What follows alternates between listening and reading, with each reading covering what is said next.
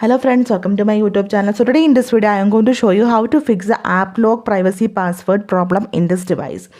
So in this device I already set the app lock for the Amazon and the Photos application.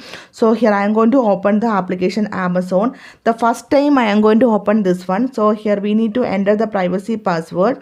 It is opened. So again I am going to open the Amazon application. It is directly open. They are not asking for the privacy password. Again I am going to check the this one for the Photos application also. Try to open enter the privacy password. It is unlocked. Then again open. Yeah, it is directly open. So I will show you how to fix this one. For this, go to settings, tap on the tap on the option security and privacy, then tap on the option app lock. So here we need to enter our privacy password. Then tap on the three dots on the top right side, tap on settings. So here you can see the option lock app when.